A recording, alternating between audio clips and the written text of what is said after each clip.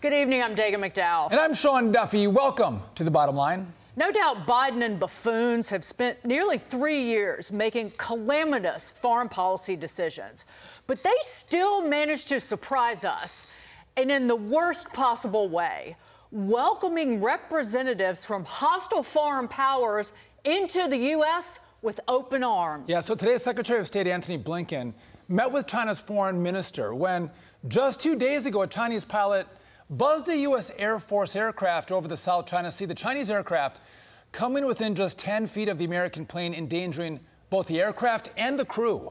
Meanwhile, Iran's foreign minister is free to strut around New York City, even making veiled threats at the United States during his UN speech. Today in New York and the United Nations, I say frankly to the American statesmen who are now managing the genocide in Palestine that we do not welcome to expansion of the war in the region. But I warn, if the genocide in Gaza continues, they will not be spared from this fire. It is our home, and West Asia is our region. Let's not forget Trump revoked the Iranian foreign minister's visa. Joe gave it back just to be humiliated on the world stage in his own territory. So here is NSC spokesperson John Kirby dodging questions from Fox's Jackie Heinrich on just that. And can you also say why the U.S. approved a visa for Iran's foreign minister who's in New York this week? The Wall Street Journal reported that he partook in at least 2 planning meetings in Lebanon with Hezbollah, the Islamic Jihad, and Hamas leading up to the October 7th attack. The Secretary General called a meeting at the foreign ministerial level. He's the foreign minister of Iran. Do we particularly like the fact that he's on U.S. soil? No. But unlike a lot of other countries around the world, we take those responsibilities, those rules seriously. Join us now with reaction, former Utah Congressman and Fox News contributor Jason Chaffetz. Jason, good to see you.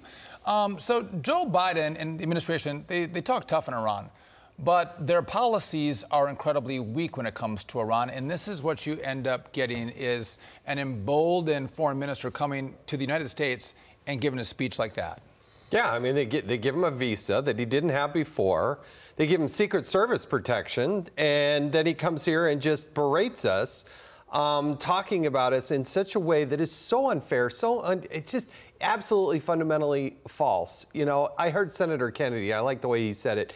You know, peace through strength is something he believed in, but the Biden administration is peace through weakness. Right. That's they think is going to actually solve the problem here. But I think it's fundamentally wrong the way they do this. They give them the visas, they let them come here. We don't have an immigration policy that works, and this exacerbates that situation.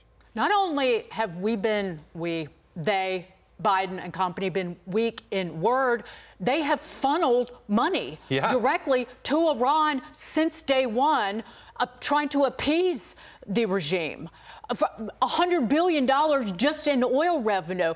Joe Biden has directly paid for the terror attacks that murdered all of those Jewish and Israeli citizens. By the billions of dollars. They gave this money to them that is then funneled to the very people that are attacking us. Joe Biden went out and said, oh, we're going to continue to hold Iran responsible.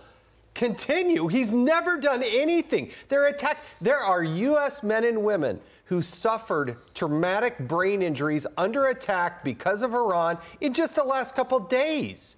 And there's nothing. There's such a tepid response. And how dare John Kirby come up there and say, well, you know, at our choice, at our time, we're going to do something. They haven't done anything, and they keep giving them the money.